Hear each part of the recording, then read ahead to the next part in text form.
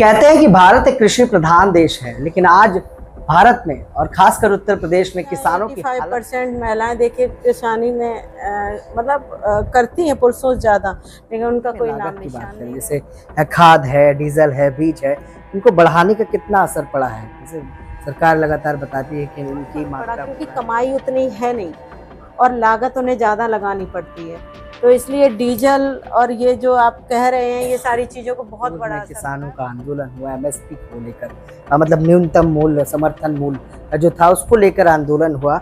और क्या लगता है इसको कितना लाभ आज किसानों को आता है? मुझे लगता कुछ भी नहीं है, बस फाइलों तक सीमित है। क्योंकि अगर आप कहो कि उसमें लाभ बस थोड़ा बहुत है, अभी देखिए कई बीघा फसल में जल गई है, कई एकड़ फसल में आग लगी है। कहते हैं कि भारत एक कृषि प्रधान देश है, लेकिन आज भारत में और खासकर उत्तर प्रदेश में किसानों की हालत क्या है? तमाम किसान संगठन, किसानों की पार्टी और किसान नेता लगातार आंदोलित रहते हैं।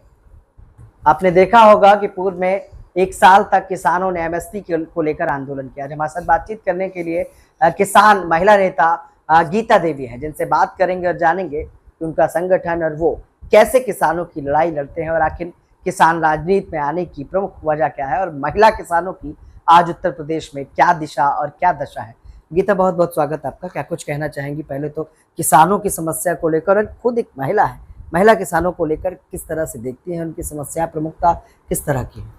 पहले मैं आपको प्रणाम करती हूँ, आपके दर्शकों को नमस्कार और प्रणाम करती हूँ। आप समय समय पर हम जैसे किसान नेताओं की आवाज़ उठाने के लिए हमारे पास आते हैं, जो कि सरकार हम लोगों की बात कुछ हद तक सुन सके, समझ सके।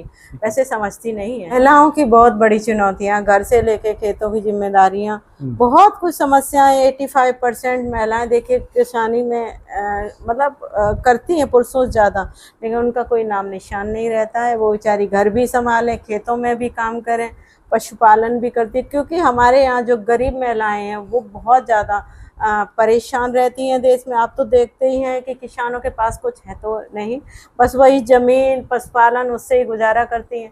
और रहा जो किसान बेचारा मेहनत करता है, साथ में उतनी ही भागीदारी उसकी महिलाएं भी करती हैं घरों में, घर से लेके खेतों तक सारा काम करती रहती है। तो कई 80% महिलाओं काम कर रही हैं किसानी का, लेकिन कोई पहचान नहीं है, कुछ नहीं है। मैं समझती हूँ कि महिलाओं के लिए ऐसा कुछ है नहीं। पुरुष प्रधान समाज है तो ज़्यादातर पुरुषों के लिए ये अच्छा, खेती में लागत की बात करें, जैसे खाद है, डीजल है, बीज है, इनको बढ़ाने का कितना असर पड़ा है? जैसे सरकार लगातार बताती है कि इनकी मात्रा को बढ़ाया गया है, इनकी क्षमता को बढ़ाया गया है, तो कितना असर पड़ा है और क्या रियलिटी है?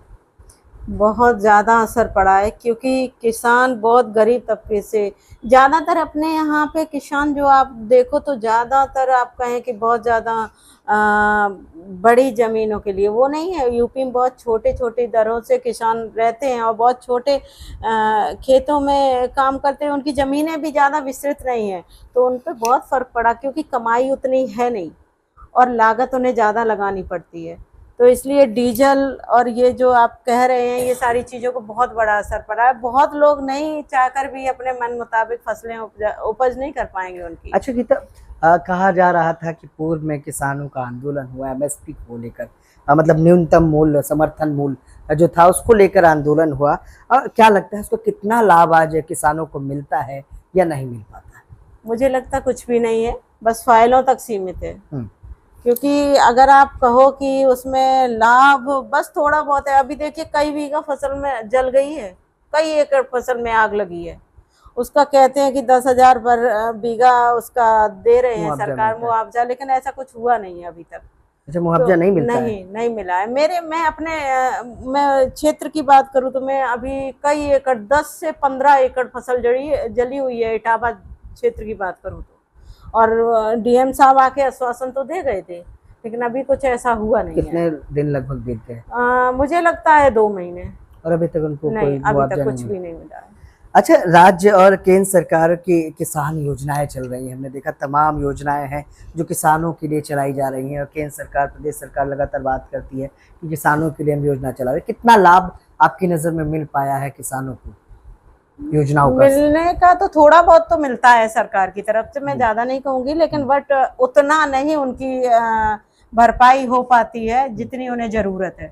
क्योंकि नाम मात्र, अब महंगाई देख लीजिए ना कैसे बढ़ रही है, तो उस हिसाब से किसान की फसलों का मूल्य कहाँ बढ़ रहा है। आप देखिए महंगाई तो पूरी चरम सीमा पे, क्या किसान के गेहूं का रेट बढ़ा है? क्या गन्ना फसल जो उत्पादन करते हैं उसका बढ़ा है?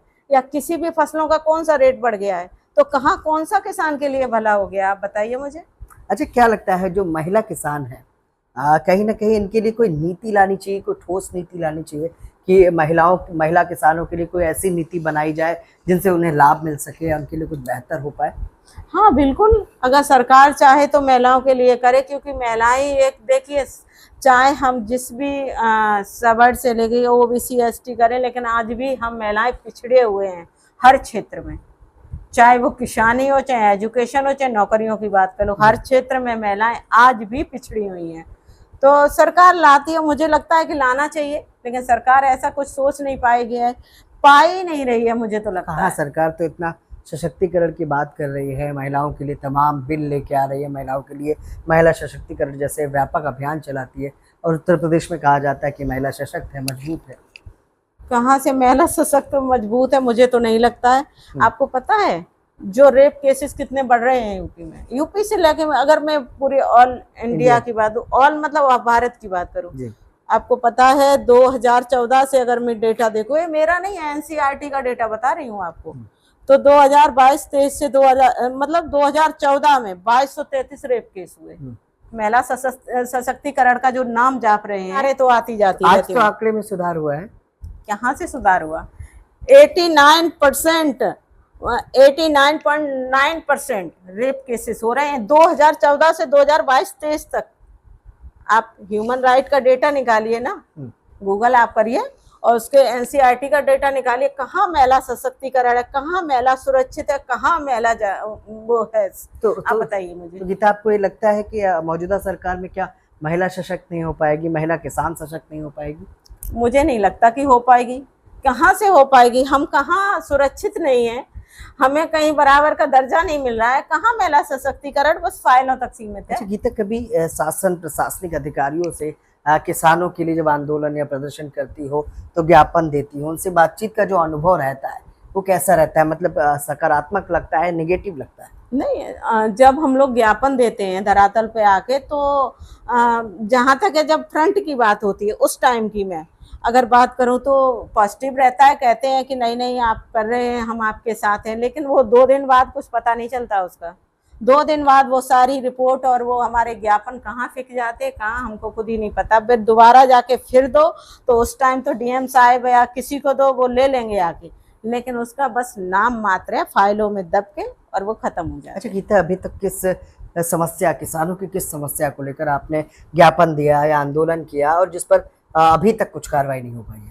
मैं अगर बात करूं तो बिजली से लेके पानी, खाद, अभी खाद आलू के लिए कितना परेशान हुए हैं, बारदाना की कमी रही, बाद में ये बिचौलिए। अब आप बताइए, गेहूं की फसल की अगर बात की जाए तो अभी बीच में कहा था कि बारदाने की कमी के कारण गेहूं खरीद नहीं हो पा रही है, ठीक है। उस बात के लिए आप बताइए, किसान 6 महीने में फसल उगाता है और टाइम से उस फसल को बेच नहीं पा रहा है, क्योंकि बिचौलिए इतने, सरकार ने कोई नीति नहीं लागू कर पाई जो डायरेक्ट उसकी फसल बेचे उसे मूल्य मिले है। उसके बाद में आप बताइए, कहाँ किसान तो बेचारा बहुत ही परेशान है। अच्छा, क्या लगता है, क्या महिला किसानों को या महिलाओं को जो खेती करती है, जो किसानी करती है अपने अपने ग्रामीण क्षेत्रों में, क्या लगता है उनको जमीन का, उनका मालिकाना हक मिल पाता है या इसमें भी समस्याएं आती हैं? नहीं, बिल्कुल नहीं मिल पाता है। वो सिर्फ काम करती हैं और मालिकाना हक तो उनको पता ही नहीं मिलता। मैं क्या कहूँ, मैं तो जमीनी तौर पे जाके देखती हूँ, सब अनुभव करती हूँ, ऐसा कुछ भी नहीं है। वो काम करती हैं, सिर्फ पहचान उनकी नहीं रहती है। अच्छा, खेती के लिए हमने देखा है सरकार तरह तरह के जागरूकता अभियान चलाती है, अवेयरनेस प्रोग्राम चलाती है। इस सूरत में महिला किसान है या पुरुष किसान है जो ग्रामीण क्षेत्रों में खेती करते हैं, उनको जागरूक कर रही है सरकार, तो इसको कितना सकारात्मक मानती हो और क्या लगता है इससे कितना सुधार आ सकता है महिला किसानों में?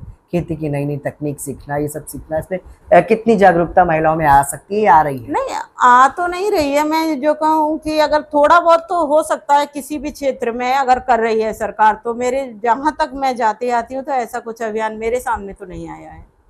और रहा, अगर करे सरकार वाकई में, तो बहुत सुधार आ सकता है। और देखिए घर से ही संपन्नता होती है। मैं अगर कहते हैं ना कि पढ़ी लिखी महिला होगी जिस घर में, तो वो संपन्नता और बच्चों के साथ शिक्षित भी बच्चे रहेंगे, घर में उन्नति का माहौल तो महिलाएं क्रिएट करती हैं। बिल्कुल।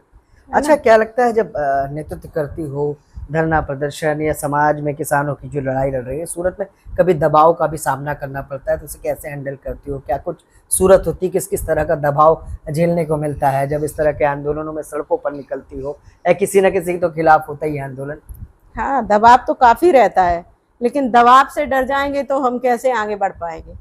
अच्छा, हर क्षेत्र गीता, में किस तरह का दबाव ज्यादा आया? दबाव कई तरह का होता है। जो लोकल नेता होते हैं वो कहते हैं कि नहीं ऐसा मत करिएगा, छवि खराब होगी हमारी पार्टी की या हमारे नेताओं की। तो वो सब तो हम लोगों को, अगर हम फील्ड में निकलेंगे तो वो झेलना पड़ता है, विरोध भी, दबाव भी, साथ में हम लोगों को साथ साथ कई तरह के, अगर कहो तो प्रेशर भी बना, मतलब मेरे ऊपर बनाया जाता हम लोगों के पास। लेकिन उसके बाद भी हाँ, रुकना नहीं है। रुकना नहीं है। रुकना, अगर रुक गए तो फिर क्या है, कैसे कर पाएंगे हम। अच्छा गीता, ये लगता है आने वाले समय में महिला किसानों के लिए कुछ अच्छी योजनाएं आनी चाहिए? अगर आनी चाहिए तो किस तरह की योजनाएं होनी चाहिए वो, जो कहीं ना कहीं महिलाओं के लिए कारगर हो सकती है? नहीं, आनी चाहिए बिल्कुल। जैसे मैं कह रही हूँ कि महिलाओं के लिए, जैसे अपने माननीय मंत्री जी हैं, मुख्यमंत्री जी हैं, कुछ जमीन जैसे पहले आप पुरुषों के लिए 5 बीघा का पट्टा आसम दे देते थे, महिलाओं के लिए भी ऐसा कुछ करें